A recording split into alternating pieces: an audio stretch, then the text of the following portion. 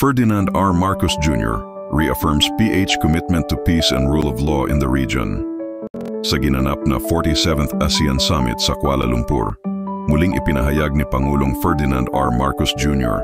ang matatag na paninindigan ng Pilipinas sa kapayapaan, rule of law, at proteksyon ng pambansang soberanya, lalo na sa usapin ng West Philippine Sea.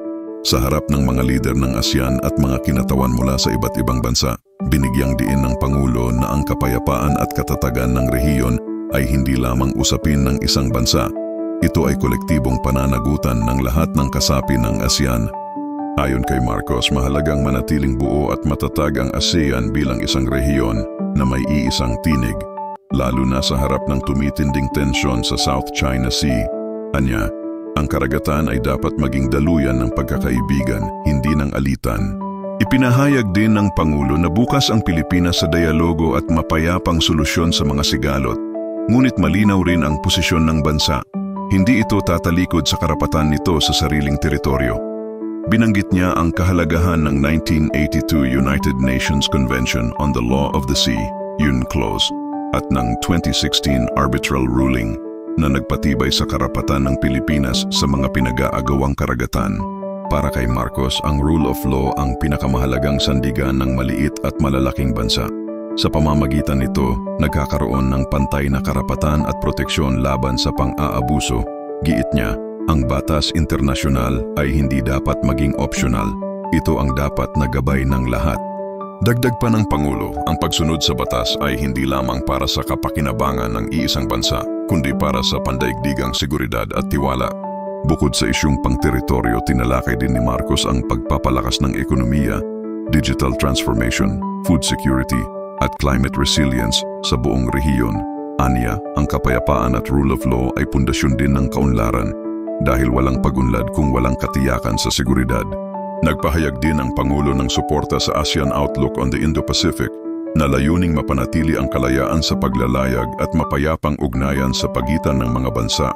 Sa panig ng Pilipinas, mahalaga ang mensaheng ito para ipakita sa mundo na naninindigan ang bansa sa diplomasya at karapatan nito sa karagatan. Ang deklarasyon ni Marcos ay nagpapadala rin ng malinaw na mensahe sa mga kaalyado at kapitbahay sa rehiyon na handang makipagtulungan ng Pilipinas, ngunit hindi kailanman isusuko ang soberanya nito.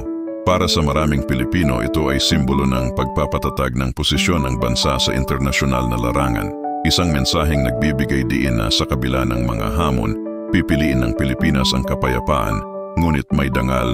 Trending ang talumpati ng Pangulo dahil ito ay sumasalamin sa kasalukuyang tensyon sa West Philippine Sea, pati na rin sa relasyon ng Pilipinas sa mga kapangyarihang bansa tulad ng China at United States.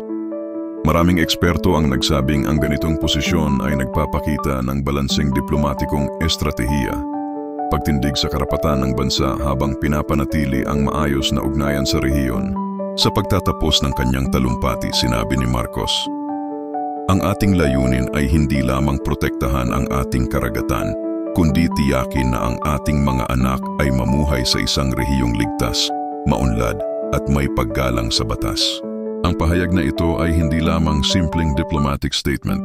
Ito ay paninindigang naglalarawan sa direksyong nais tahakin ng Pilipinas. Isang bansang nakikibaka para sa kapayapaan, katarungan at dangal. Ang 47th ASEAN Summit ay nagsilbing entablado ng panibagong deklarasyon ng Pilipinas sa pandaigdigang larangan.